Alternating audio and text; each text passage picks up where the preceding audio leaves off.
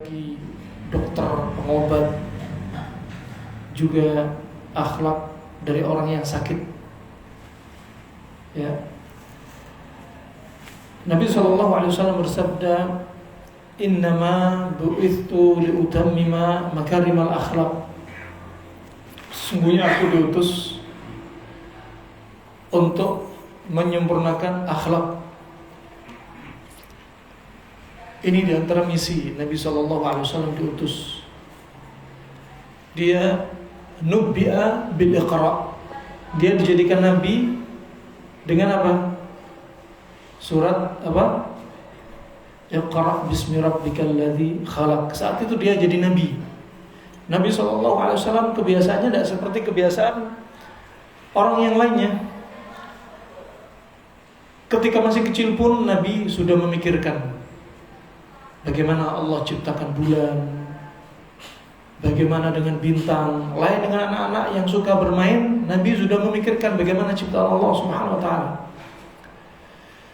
Dan Nabi merasa gelisah dengan ibadah-ibadah yang dilakukan oleh orang-orang Quraisy, sehingga kebiasaan Nabi SAW apa? Tahannuth. Nabi menyendiri di Gua Hira selama 1 bulan, sehingga didatangi malaikat Jibril, yang malaikat Jibril menampakkan wujud aslinya.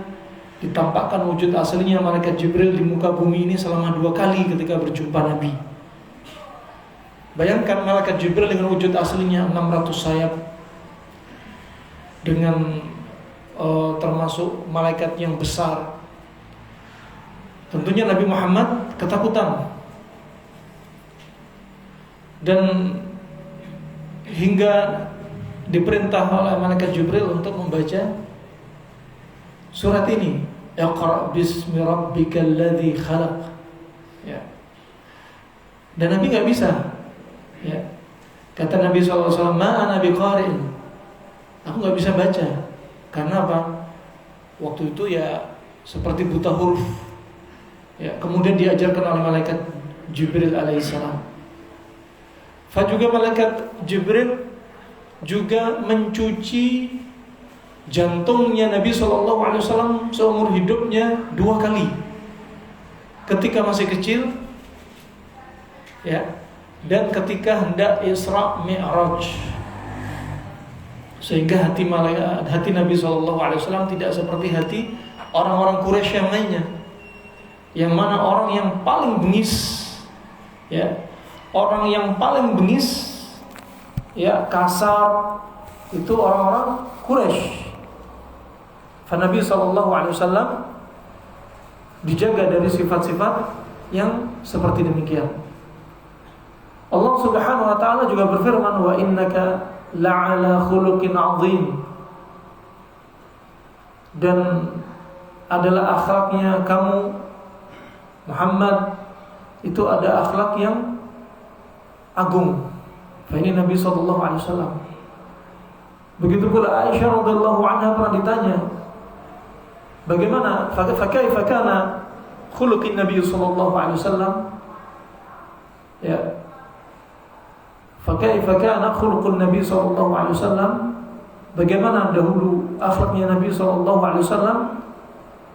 Kemudian kata Aisyah, kana khuluquhu al-Qur'an. Adalah akhlaknya Nabi SAW adalah Al-Quran. Nah, Nabi SAW juga diutus menyempurnakan akhlak. Di antaranya akhlak seorang hamba kepada Allah, akhlak seorang hamba kepada sesamanya, dan akhlak seorang hamba kepada semua makhluk Allah Subhanahu wa taala. Bagaimana akhlak mereka terhadap alam semesta juga, ya. Karena banyak di antara manusia enggak punya akhlak.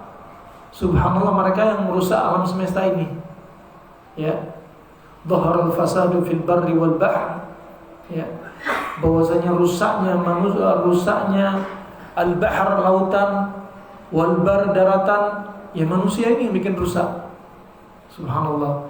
Tadi naik motor aja dari sana ke sini, dari rumah ke sini, masya Allah, Udah lihat orang naik motor pura-pura nggak tahu buang sampah pinggir jalan. Oh, ini akhlak mereka seperti apa? Itu yang nampak.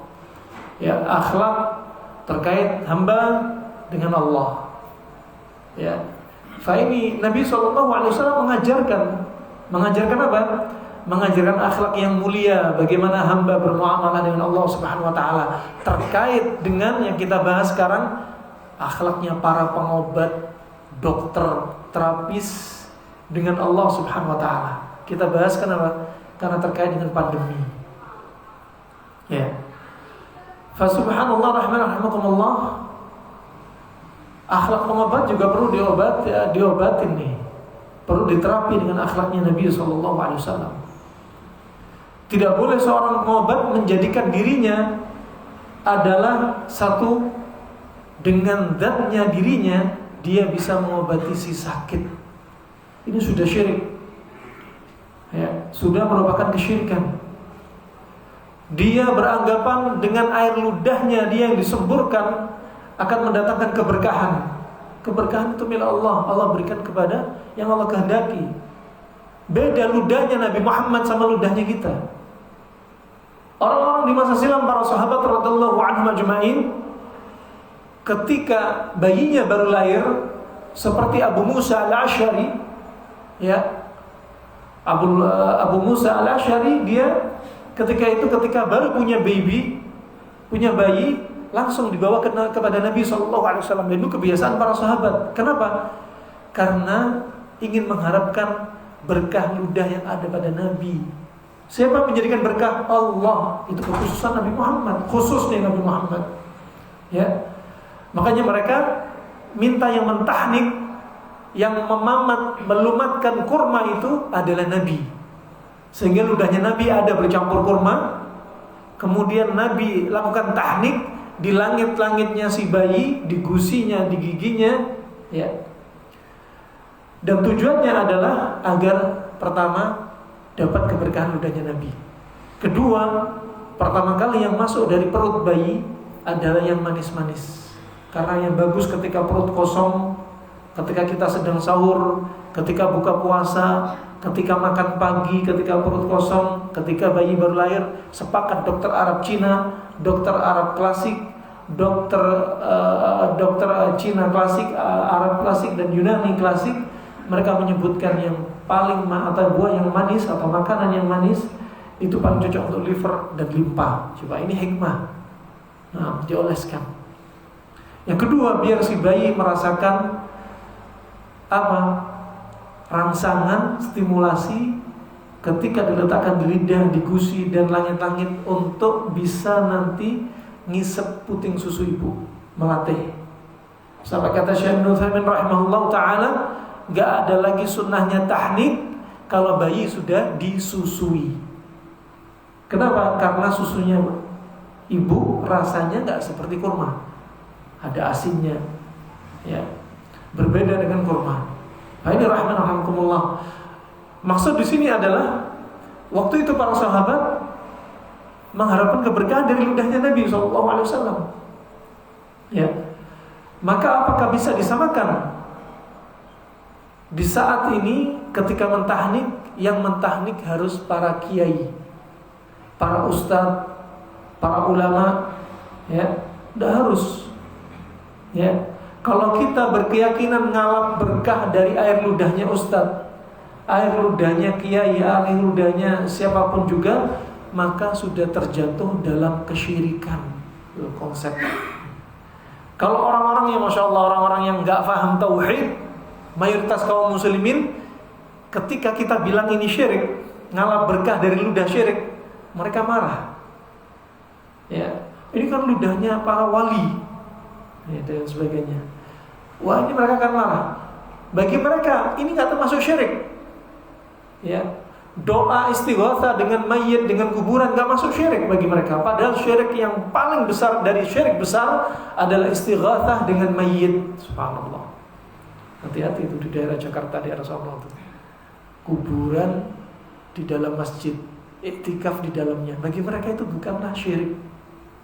Nah, bagi mereka itu syirik kalau sini ada Allah yang lain, itu saja. Ini berarti cuma pandangan mereka syirik rububiyah sebagaimana yang terjadi di zamannya Nabi SAW. Adapun bagi mereka uluhiyah bukan masuk syirik. Seperti doa kepada Allah, kemudian doa kepada kuburan dijadikan perantara untuk doa Allah agar mudah terkabul. Mereka nggak paham kalau ini syirik. Loh, kan ini cuma jadi perantara. Ya. Dalilnya apa mereka? Oh, mereka punya dalil. Sebagaimana Allah sebutkan, "Ma na'buduhum illa liyuqarribuna ila Allahi zulfa." Kami nggak nyembah mereka, kami hanya jadikan mereka sebagai perantara agar dekat sama Allah. Hanya sudah syirik, masya Allah. Syirik itu luas. Bukan hanya ini Allah, ada Allah yang lain. Ini namanya cuma rububiyah. Mana yang uluhiyahnya, mana asma wa sifatnya. Ini mereka nggak sampai bahas seperti ini. Bahkan mereka marah. Ya, kalau ini dikatakan perbuatan syirik. Fa'inu rahmani wa rahimakumullah jami'an. Padahal gambarannya sama terjadi orang di masa silam. Ucapannya apa? Mana abuduhum illa liyuqarribuna ila Allahi zulfa. Kami enggak nyembah Allah. Kami ini hanya pakai perantara untuk sampai sama Allah. Ini padahal sudah mencacati kesempurnaan Allah dari sisi tauhid, asma wa sifat. Uluhiyah dicacati, asma wa sifat dicacati. Ya. Apalagi kalau doanya minta rezeki anak. Ini terkait tauhid rububiyah. Seperti yang terjadi di daerah kami di Hadramaut. Ketika kami di Hadramaut, tidak jauh dari tempat kami belajar, 100 meter dari tempat kami ada kubah kuburan. Namanya kubah kuburan Syekh Fadl. Kubah kuburan Syekh Fadl ini sudah dibahas oleh Syekh Muhammad bin Abdul Wahab An-Najdi. Ya, sudah membahas bahwa di Hadramaut ada kuburan Syekh Al-Fadl. Setiap bulan Muharram, awal Muharram, orang-orang muslimin dari penjuru dunia datang, termasuk dari Indonesia, ngalap berkah dengan kuburan. Ada yang lama gak punya anak, jadi masuk antri ke kubah kuburan ini satu demi satu. Ada perempuan yang gak punya anak, ya permisi ya karamakumullah, dilepas pakaian dalamnya, mereka pakai cadar, pakai baju, burqa, tutupan, tapi akidahnya rusak. Ya, dilepas bagian dalamnya, kemudian permisi, ini kuburan, paha satunya sini, paha satunya sini. Kemudian tanah kuburan dimasukkan kemaluannya. Urzuq lil aulad, berikan rezeki kepadaku anak. Ini syirik besar, subhanallah. Nah, minta rezeki anak, tauhid rububiyah dicelakai. Ya. Kemudian doa itu adalah ibadah, maka termasuk tauhid uluhiyah, yang berarti dia terjatuh dalam 3 tauhid, kesyirikan dari 3 tauhid ini. Rububiyah kena, uluhiyah kena, karena doa termasuk ibadah. Surful ibadah li ghairillah fahuwa syirk. Memalingkan ibadah kepada selain Allah, maka itu termasuk kesyirikan. Termasuk kesyirikan. Nah, kemudian yang berikutnya asma wa sifat. Ya, asma wa sifat juga terjatuh di dalamnya. Dia mengira dengan ngalap berkah dari kuburan wali-wali tertentu yang mereka anggap sebagai wali, ya, bagi mereka itu hanyalah perantara, maunya Allah. Ini sudah tauhid asma wa sifat dicacati. Kok bisa? Naam. Allah itu kan punya, ya, nama dan sifat As-Sami'. Ya, kalau disebutkan nama, pasti ada sifat lengket di situ. Kalau disebutkan sifat Allah, belum tentu sifat Allah itu jadi namanya. Kalau ada kata Allah As-Sami', Allah Maha mendengar, berarti ada sifat Allah di situ yang mendengar. Kalau dia berkeyakinan seperti ini, harus pakai perantara, berarti dia telah mengingkari kesempurnaan Allah Subhanahu wa taala. Dipikir Allah enggak Maha mendengar, harus pakai perantara. Sama gambarannya dengan orang-orang yang terjadi kesyirikan di zaman Nabi, yang mereka sampaikan mana'buduhum illa liyuqarribuna ila Allahi zulfa. Kami enggak nyembah mereka, hanya dijadikan perantara. Ini namanya syirik al-wasa'id. Syirik dalam perantara. Syirik terbanyak di muka bumi, ya. Dari zamannya Nuh alaihissalam sampai zamannya Nabi Muhammad hidup, sampai detik ini adalah syirik al-wasa'id. Ini sering terjadi, mayoritas terjadi. Dalam keadaan kaum muslimin nggak ngerasa kalau ini adalah syirik. Ya. Syubhat mereka apa? Mereka menjadikan permisalan. Kalau kita mau kirim surat ke rumah seseorang, ya, itu suratnya harus pakai perangko, misalnya. Perangko itu untuk mempercepat sampainya surat ini. Kalau kita kirim doa kita kepada Allah biar cepat, pakai perangko. Perangkonya apa? Kuburan wali fulan. Nah, ini berarti apa? Menyamakan Allah dengan makhluk. Ini syirik besar nih. Ya. Ada kesyirikan yang merupakan tasbih, menyempurnakan Allah dengan makhluk dan menyempurnakan makhluk dengan Allah. Dosanya mana yang paling besar? Coba. Menyamakan Allah dengan makhluk seperti siapa? Yahudi. Ya. Mensifati Allah itu sebagai fakir. Ya. Mensifati Allah dengan sifat-sifat makhluk. Ini derajatnya Allah diturunin. Yang sebaliknya, menyamakan makhluk dengan Allah seperti siapa? Nasrani. Isa dijadikan Allah. Nah, fa inna rahmanallahi jami'an. Terus apa bedanya kita sama mereka kalau kita kayak gini? Nah, makanya Nabi diutus untuk menyempurnakan akal kita, termasuk akal kita sama Allah Subhanahu wa taala. Fa inna rahmanallahi jami'an. Maka mereka sudah menyamakan apa? Makhluk dengan Allah. Ya. Harus pakai surat kalau kita harus pakai perangko kalau kita kirim doa. Perangkonya itu wali fulan misalkan. Ya. Wali fulan tuh enggak denger, wali fulan sudah mati, wali fulan itu sudah enggak ada di hadapan kita. Syaratnya kalau kita mau minta tolong itu ada 3. Yang pertama apa? Hai. Orang yang kita mintai tolong itu hidup. Jangan sudah mati di kuburan kita mintai tolong. Subhanallah. Ya. Mereka itu apa? La yasma'u doa, enggak dengar doa. Ya. Kemudian yang berikutnya, mintai tolong, syarat berikutnya adalah qadir. Ya. Qadir itu apa? Mampu. Orang di kuburan mana bisa mampu untuk membantu kita? Enggak mungkin. Enggak mungkin. Sudah mati lagi. Enggak mungkin. Subhanallah. Oh, ini perlu diluruskan. Kemudian syarat yang ketiga adalah hadir. Ada di hadapan kita. Ada mampu hidup. Mereka di kuburan, di alam kubur, sudah di alam barzah, enggak ada di alam dunia.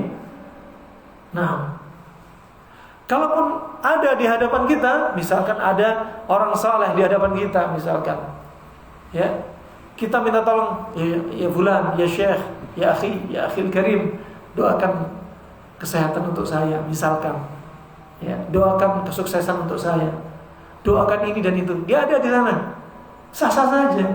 Kenapa? Doa kepada orang saleh ini, doa melalui orang saleh yang hidup ini, ya, melalui orang saleh ini termasuk apa? Tawassul yang syar'i. Karena tawassul itu ada 3. Tawassul dengan melalui asma wa sifat Allah. Walillahil asmaul husna fad'uuhu biha. Allah punya nama-nama yang sempurna, maka berdoalah dengan nama-nama Allah ini. Ya. Berdoa. Kemudian yang kedua, bertawassul dengan amalan kebaikan kita. Antum punya amalan kebaikan, tentunya amalan kebaikan yang saleh, sahih, dan amalan kebaikan yang apa? Yang mukhlis dan mutaba'ah. Ini maksudnya amalan salehnya. Ya. Jangan amalan yang antum lakukan bukanlah amalan yang diajarkan Nabi, kemudian antum berdoa melalui amalan ini. Ya termasuk amalan enggak diterima. Antum amalan baik tapi enggak ikhlas, ya enggak diterima. Maksudnya kita bertawassul amalan kebaikan kita yang diterima di sisi Allah Subhanahu wa taala. Ikhlas wal mutaba'ah. Yang ketiga, tawassul tadi dengan apa? Doanya orang saleh. Orang saleh masih hidup. Jangan orang saleh sudah mati. Nah, orang saleh masih hidup tapi nggak ada di hadapan kita. Lagi ada misalkan di luar negeri, misalkan syekh kita, kita telepon, dihukumi hukumnya dengan hadir. Gak ada di hadapan kita, tapi dia hadir. Telepon, video call, Masya Allah, tidak mengapa. Lalu sekarang kalau orang mati, kita mintain doa, sudah bukan di alamnya kita, alam barzah dia sudah gaib, gak hadir di hadapan kita. Kalau pakai telepon, mau pasang kabel ke dalam kuburan gak nyambung. Nah, barakallahu fikum. Ini rahimahumullah jami'an. Ini perlu dipahami oleh kaum muslimin. Akhlak seorang hamba kepada Allah Subhanahu wa taala, termasuk akhlaknya para pengobat, jaga hatinya. Dari sisi ini banyak pengobat yang terjatuh dalam kesyirikan. Ya, banyak pengobat yang terjatuh kesyirikan. Ya. Seperti tadi, dia menganggap dirinya dengan zat saya bisa mengobati penyakit dia. Ya. Dia meyakini kesembuhan itu milik dia, padahal kesembuhan milik Allah semata. Makanya Nabi Ibrahim alaihissalam berkata, wa idza maridtu fahuwa yashfin. Kalau aku sakit, dialah Allah yang menyembuhkan, bukan dokter. Dokter hanya sebab. Ya, terapis hanya sebab. Nah, itu akidah. Fa'ini rahimani wa rahimakumullah jami'an. Kemudian yang berikutnya, dari sisi akhlaknya seorang hamba sebagai pengobat atau siapapun dia, dari yang mengobati orang sakit, agar tidak boleh kiber, gak boleh sombong. Ya, udah, kalau dia diobati sama pengobat yang lainnya gak akan sembuh, coba kesini sembuh. Udah ujub, sombong, dan masih bisa terjadi kesyirikan. Ya, kesyirikannya bisa jadi dia riya, sum'ah, syirik kecil. Syirik besarnya kalau tadi dia merasa dengan zat dia pasti penyakit si sakit akan sembuh. Wah, ini bahaya.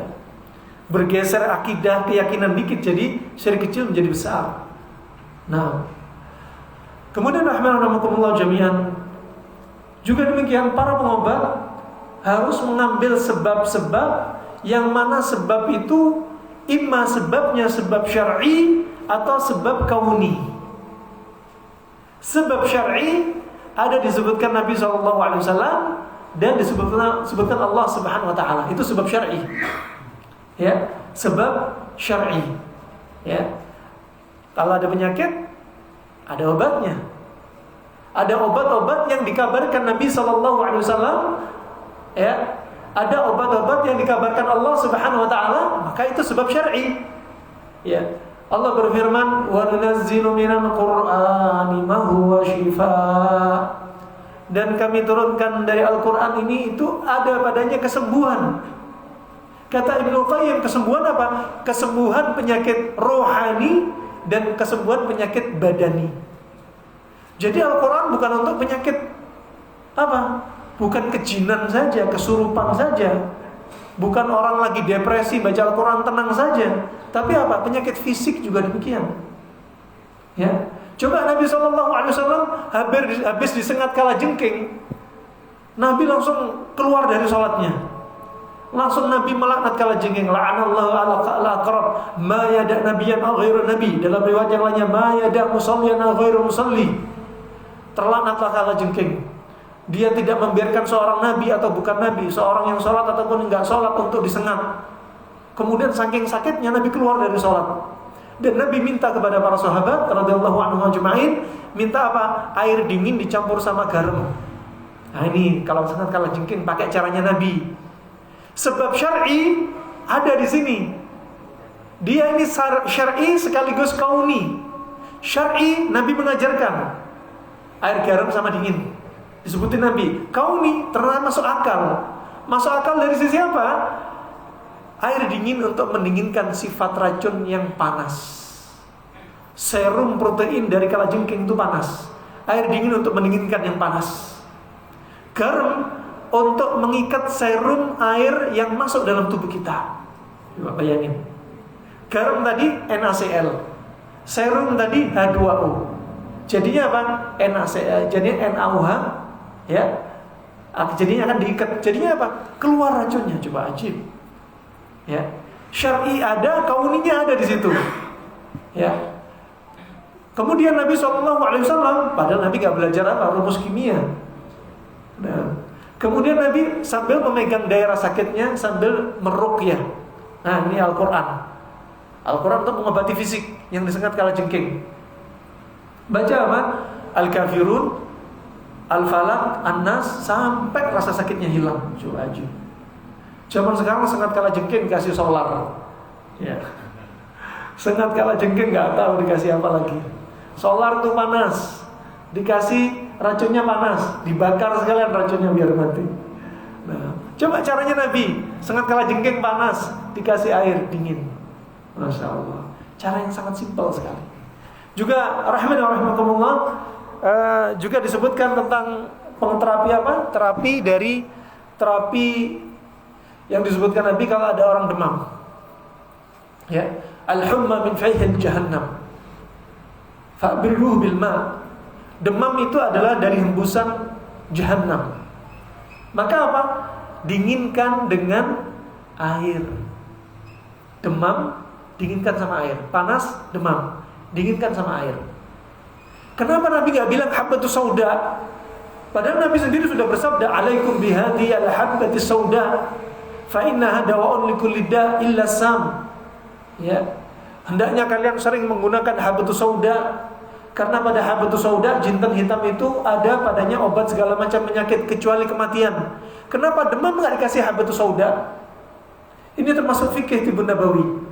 Syar'i masuk, kauni masuk. Syar'i, habbatus sauda obat segala macam penyakit. Kauninya dibahas oleh para ulama karena habbatus sauda sifatnya panas kering. Sedangkan demam panas, kalau dikasih habbatus sauda bisa panas ketemu panas, tambah demam. Coba. Ajaib. Nah, kata Ibnu Qayyim, habbatus sauda obat segala macam penyakit yang sifatnya dingin. Ya, terkadang para pengobat klasik menyebutkan habbatus sauda yang sifatnya panas. Untuk menerapi sifat panas, maka dia harus didinginkan dengan cara minum dengan air. Contoh, batu ginjal. Batu ginjal itu sifatnya panas, karena dia terbentuk dari unsur batu, kalsium oksalat dan lain sebagainya. Ya.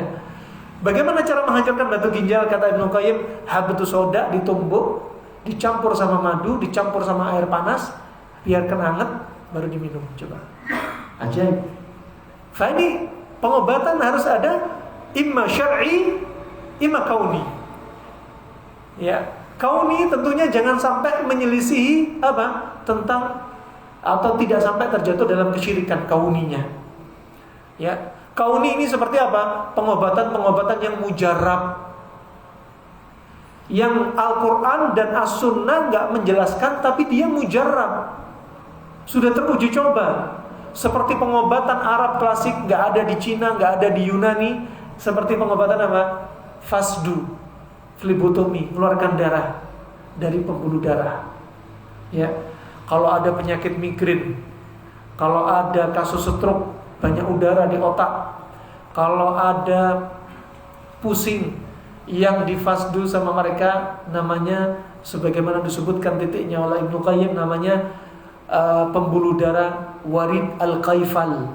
Pembuluh darah yang menjulur dari jempol nih, terus ke sini, terus keluar sini. Kalau yang biasa untuk donor namanya vena basilik. Ya, vena basilik. Orang Arab klasik sudah menyebut warid basilik, sama dengan istilah kedokteran. Ya, adapun untuk kepala tadi vena qaifal. Masya Allah, dibahas. Ini nggak disebutkan dalam Al-Quran dan Sunnah, tapi apa? Kauni. Ya, yang sudah teruji coba. Termasuk pengobatan dengan obat kimia. Kalau demam dikasih paracetamol, itu kauni, uji coba. Nggak disebutkan Al-Quran dan Sunnah, dan boleh. Nah, itu rahmatullah jami'an. Kemudian juga akhlaknya seorang pengobat, dokter dan siapapun juga, hendaknya tidak mendolimi si sakit. Orang sakit datang ke rumah sakit, pernah nih di Saudi terjadi. Ibu-ibu hamil mau ngelahirin. Ya, perawat yang di Saudi waktu itu dari Indonesia dan Filipina. Ya.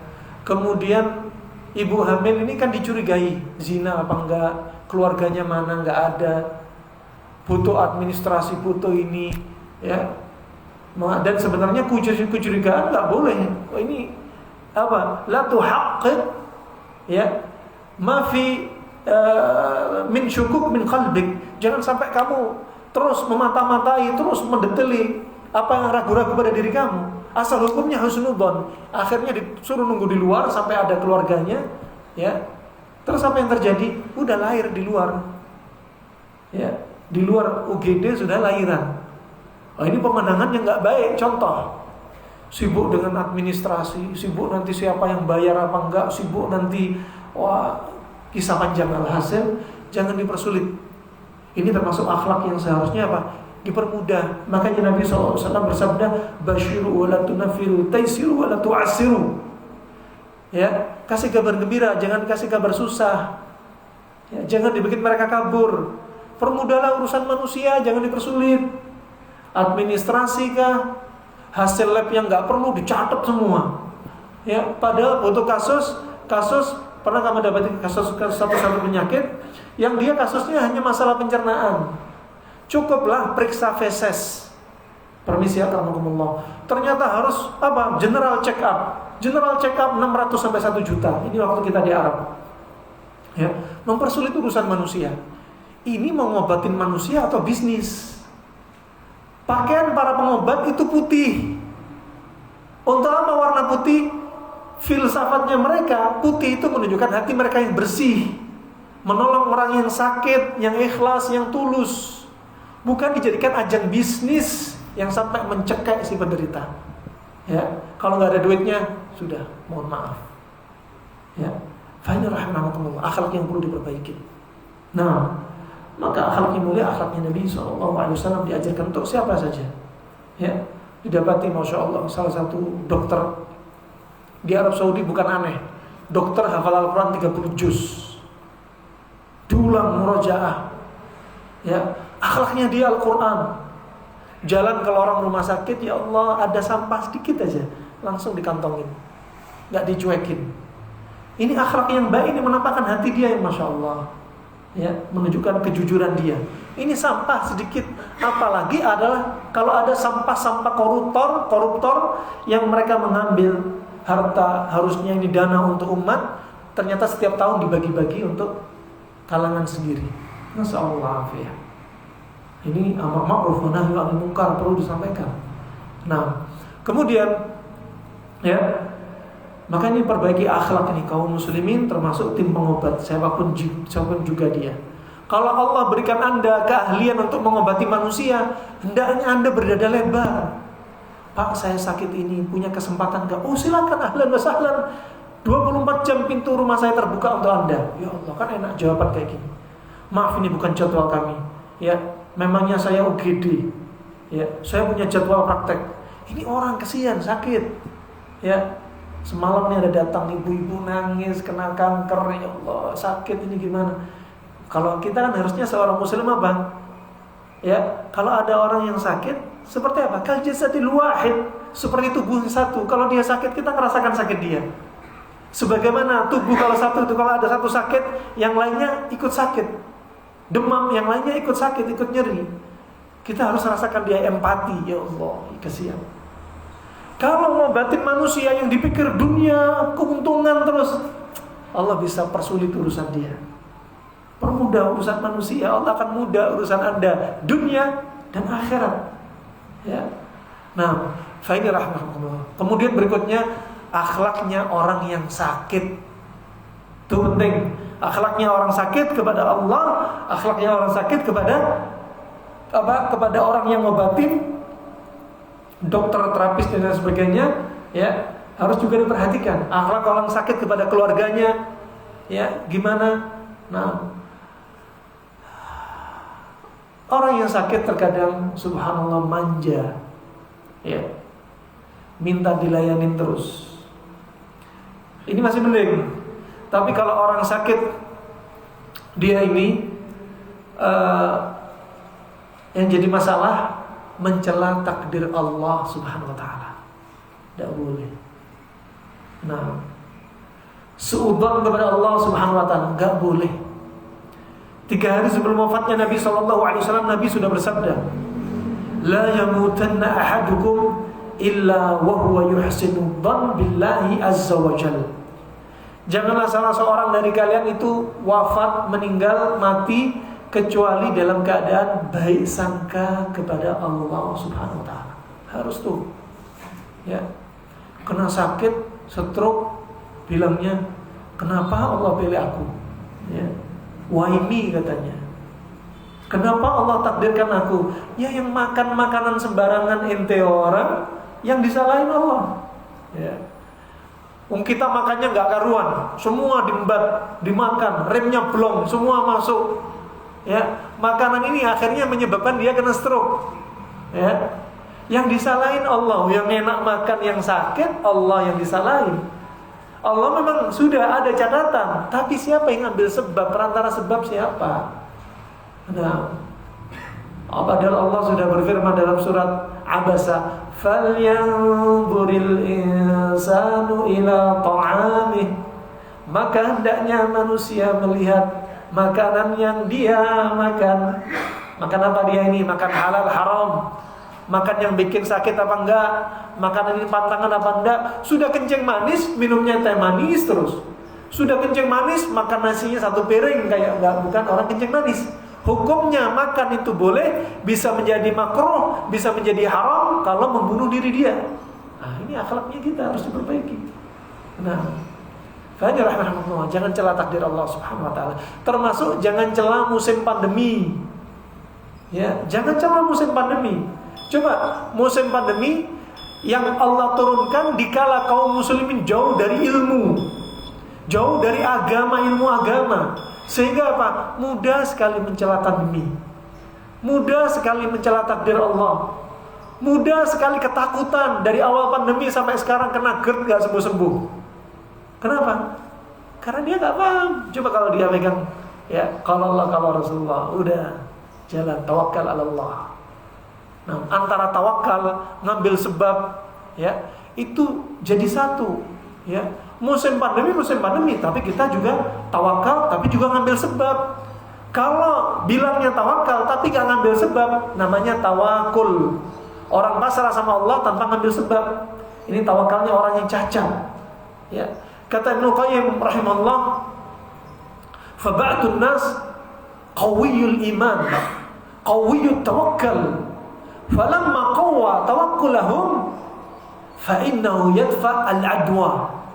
Ini yang saya pegang nih, ucapan Ibnu Qayyim. Sebagian manusia imannya kuat, sebagian manusia tawakalnya kuat. Tatkala tawakal dia kuat, sesungguhnya tawakal dia itu untuk menolak wabah dan penyakit menular. Ya, tawakal ada syaratnya. Tawakal kuat ada syaratnya.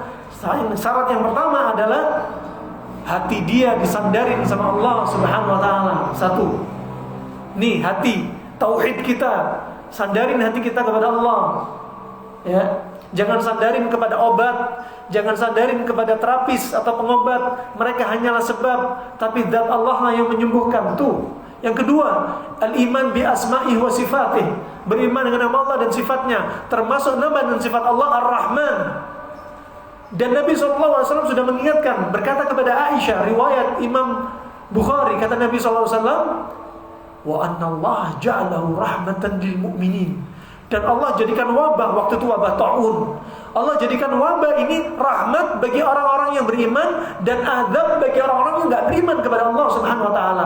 Wabah berarti rahmat. Dan sifat Allah Rahman Rahim. Ya, ini iman kita. Syarat yang ketiga adalah al-ittikhad bil asbab. Ngambil sebab itu penting. Kita ngambil sebab, masuk daerah zona hitam. Ya, jangan masuk berarti. Ada zona hitam, kalau kepaksa masuk, pakai masker berarti. Misal itu ngambil sebab. Nah, termasuk ngambil sebab, jaga tubuh kita biar gak lembab. Karena dalam kedokteran Arab, tubuh kita kalau lembab, tubuh kita itu mudah terinfeksi, termasuk COVID. Antum lihat kalau orang-orang kena COVID, ciri-cirinya apa? Sering berdahak, hidung lembab, sesak nafas. Ya. Ini ciri-ciri dingin lembab. Ya. Makanya kalau caranya kedokteran Arab, dingin lembab dikasih panas kering. Panas kering yang paling cocok Obat yang dari Nabi yang sifatnya panas kering, kustul hindi, habatus sauda. Udah simpel. Mungkin kalau di musim pandemi, anak mungkin kalau diperiksa PCR mungkin positif 4 kali mungkin. Karena subhanallah anak berniat walaupun PSBB PPKM mungkin dakwah itu bermanfaat. Sehingga tetap kita terobos untuk masuk ke daerah-daerah kita healing terapi. Ya. Orang lagi down mentalnya, imannya lagi down, dakwahin mereka. Kenapa? Tatkala iman kita kuat, saat itu tawakal kita juga kuat. Orang kalau jalan musim pandemi takut berlebihan, seperti nggak punya Allah aja musim pandemi. Ya, masya Allah. Sampai ke masjid takut, ke pasar berani, ke masjid takut. Kalau lagi ngopi kumpul bareng komunitasnya. Ya Rabb. Nah. Kata Ibnu Qayyim rahimahullah dalam Tariqul Hijratain, dia berkata, manzilatut tawakkal kara'as fil jasad. Kedudukannya tawakal itu seperti kepala bagi tubuh kita. Idza dhahabba tawakkal, dhahaba imanuh, dhahaba islamuh. Kalau tawakal itu pergi, hilang dari diri dia, Islamnya akan pergi. Kalau kita berjalan di muka bumi enggak punya tawakal, seperti tubuh enggak punya kepala. Nah, makanya Allah menjadikan syarat iman seseorang adalah tawakal. Wa 'alallahi falyatawakkalu in kuntum mu'minin. Dan hanya kepada Allah lah kalian bertawakal jika kalian seorang mukmin. Allah bilang apa? Jika. Kalau enggak seorang mukmin, udah enggak usah tawakal dah. Nah. Juga Allah berfirman, "Wa tawakkal 'alal hayyil ladzi la yamut." Dan bertawakallah yang maha hidup, gak pernah mati selamanya. Tawakal sama Allah yang kekal, maha hidup. Virus corona sebentar lagi mati. Ya, dokter yang ngobati juga akan meninggal, terapis juga akan meninggal, manusia donatur juga akan meninggal. Tawakalnya itu sama Allah. Tapi kita juga ngambil sebab. Itu rahman wa rahmatullah jami'an. Ini akhlaknya orang yang sakit harus diperbaiki. Pandemi jangan dicela. Takdir jangan dicela. Ya. Banyak loh yang mencela musim pandemi. Orang Allah berikan musibah berupa wabah dikala iman lagi down. Kita jauh dari ilmu agama, saat itu akan banyak kedoliman terjadi. Kedoliman hamba kepada Allah, kedoliman hamba kepada manusia yang lainnya atau makhluk yang lainnya. Ya. Allah aja dicela. Bagaimana mencela Allah? Enggak secara langsung. Dengan mencela apa? Mencela musim wabah, mencela takdir Allah. Ya, makanya Nabi SAW sebagaimana dalam hadis Al-Qudsi, Allah berkata, "Yu'dhini ibnu Adam, telah menyakiti aku anak Adam.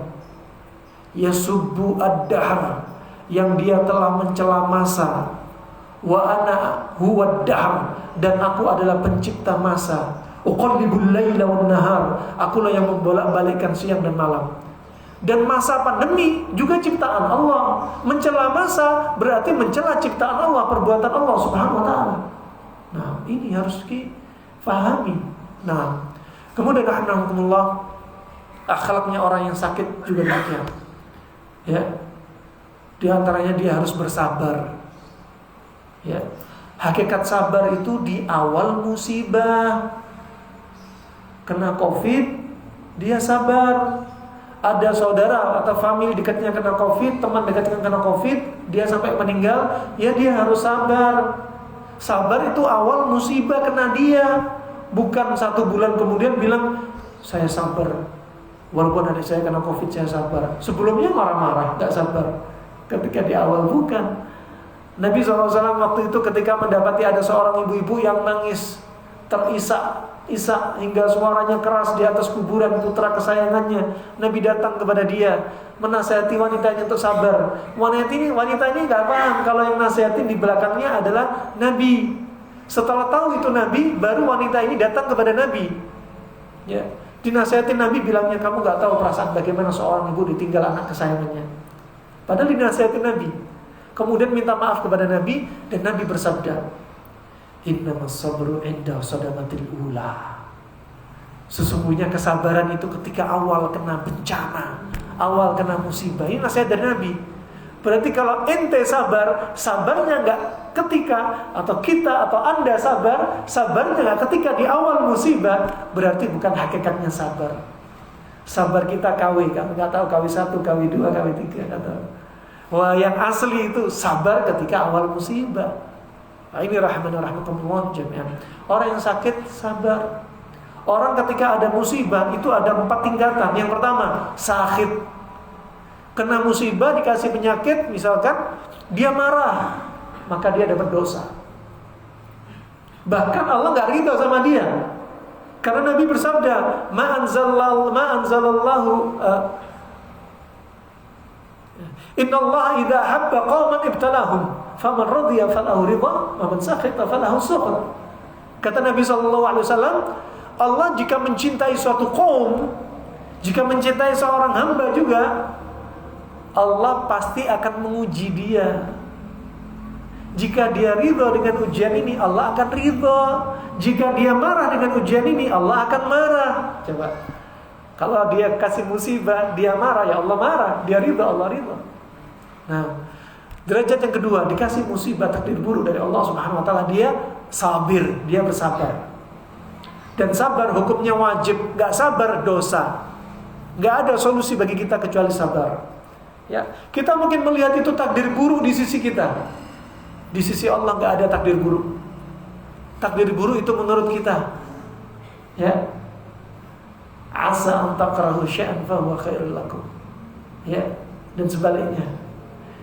Kita merasa ini perkara dibenci, padahal yang dibenci ini dari musibah ini, itu di sisi Allah lebih baik bagi kalian. Musibah untuk apa? Untuk mengangkat derajat kita. Musibah untuk apa? Menghapus dosa kita. Sampai Nabi bersabda, "Ma yazalu al-bala bil mu'min wal mu'minah fi nafsihi wa waladihi wa malihi hatta yalqallah wa ma alaihi khati'ah." Kata Nabi SAW, senantiasa seorang mukmin dan mukminah akan terus dikasih musibah. Sampai kapan? Sampai dia berjumpa sama Allah. Berjumpa sama Allah dalam kondisi apa? Gak punya dosa. Coba aja. Habis pandemi akan ada cobaan yang lain. Tunggu aja. Ya. Habis kita ada masalah, akan muncul masalah lain. Ya. Ada cobaan, akan ada cobaan lain. Gak akan berhenti. Itulah untuk seorang mukmin. Sampai kapan? Sampai kita berjumpa sama Allah. Apa tujuannya?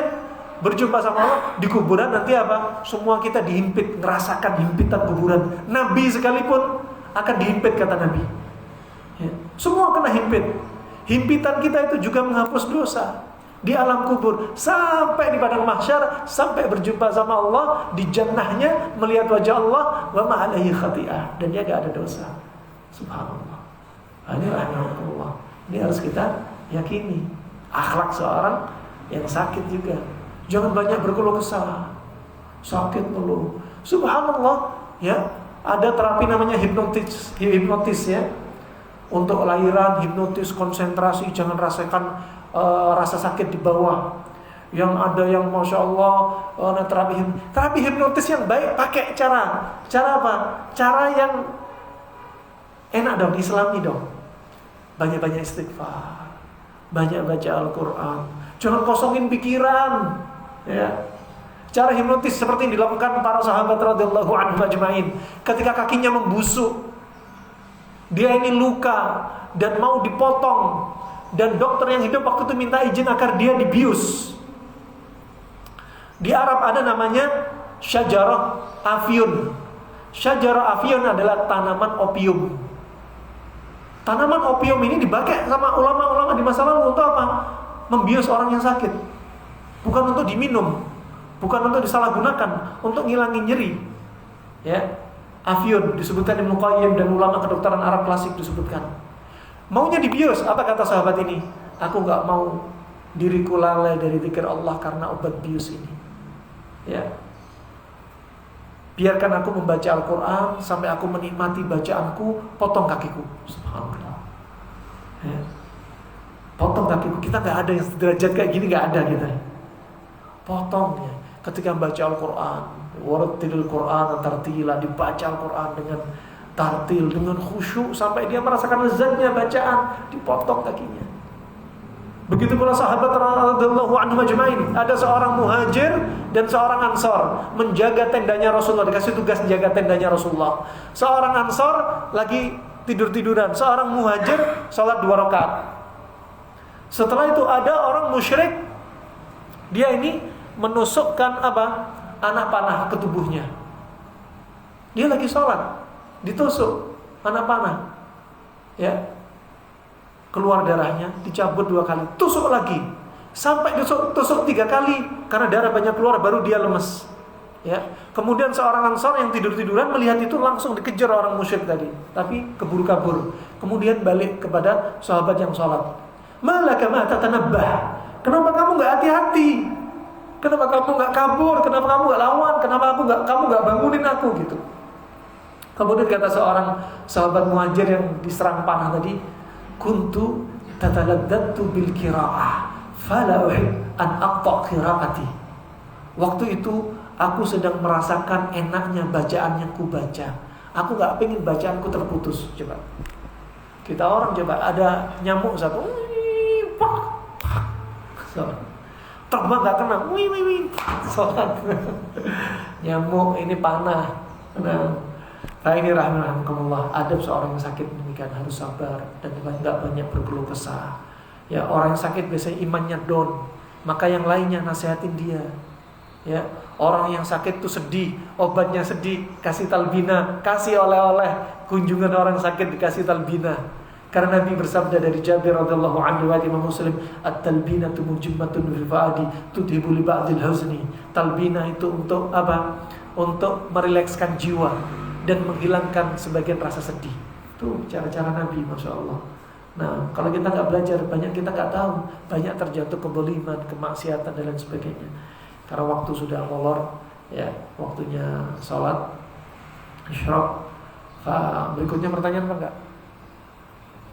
Atau langsung aja? Satu aja deh ya. Satu pertanyaan aja, tafadhol. Kalau ada pertanyaan silakan. Kalau nggak ada langsung kita tutup. Assalamualaikum Pak Ustaz. Waalaikumsalam warahmatullahi wabarakatuh. Saya mau bertanya tentang akhlak. Akhlak untuk meminum air itu, kita bisa melihat makhluk-makhluk Allah yang maha kecil-kecil ya. Gimana kalau kita siram ke orang itu Pak, gimana Pak? Hukumnya Pak? Saya. Maksudnya lubang-lubang apa ini? Akhlak kami buang air itu ke kamar mandi, ada makhluk-makhluk yang seperti semut, seperti apa yang kita siram ke lubang apa namanya lubang air itu, apakah itu kita termasuk? Nah, pertama ingat firman Allah Subhanahu wa taala, fattaqullaha mastata'tum. Bertakwalah kepada Allah semampunya. Ya, bertakwalah kepada Allah semampunya. Artinya semampunya, semampu Anda. Selama bisa enggak mengenai mereka, itu yang terbaik. Ya. Tapi kalau Anda dalam keadaan safar, mereka itu banyak, musirnya susah misalkan, ya, maka ya sudah bismillah, cepat-cepat aja, darurat, ya, wallahu a'lam bishawab. Juga demikian, seperti mereka ini sebenarnya nggak boleh dicelakain, apalagi dibunuh. Tapi kalau mereka mengganggu, boleh untuk dibunuh. Ya, seperti semut merah ini kadang mencelakakan anak kita misalkan, menggigit, bahkan pernah ketika tidur anak nangis ternyata kepalanya itu penuh dengan semut merah. Wah, ini sudah termasuk gangguan. Ya, termasuk gangguan. Dan kadang juga rumah itu perlu diruqyah. Ya. Rumah kadang banyak cicak, banyak kadang ada ular, tikus, semut, ya. Untuk ngusir aja. Ya. Banyak di rumah kita itu banyak semut-semut. Betul. Racun. Kalau itu mengganggu nggak apa-apa. Kalau sekiranya mengganggu nggak apa-apa. Nah, karena apa? Termasuk udah mengganggu atau mendolimi kita. Iya. Nah, nggak apa-apa. Nah, seperti lebah juga nggak boleh membunuh lebah, nggak boleh bunuh semut, nggak boleh bunuh katak, ya, nggak boleh. Tapi kalau sampai mereka sudah masuk dalam batas gangguan, boleh untuk dibunuh. Yang disuruh, hewan yang disuruh dibunuh diantaranya kalajengking, tikus, ular, ya, cicak. Nah, ini. Nah, terus kalbul akar, ya, akir, ya, anjing yang mengganggu, ya. Terus ada anjing warna hitam, anjing hitam polos, kadang ada putihnya dikit. Itu bahkan diperintah untuk dibunuh.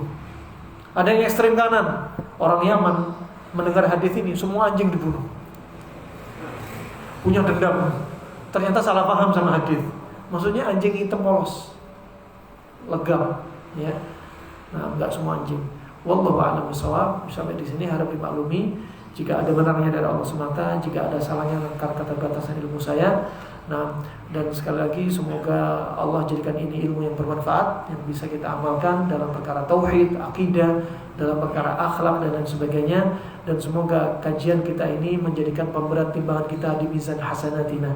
Amin ya rabbal alamin. Wa billahi taufiq wal hidayah. Subhanakallahumma bihamdika asyhadu an la ilaha illa anta astaghfiruka wa atubu ilaik. Wassalamualaikum warahmatullahi wabarakatuh.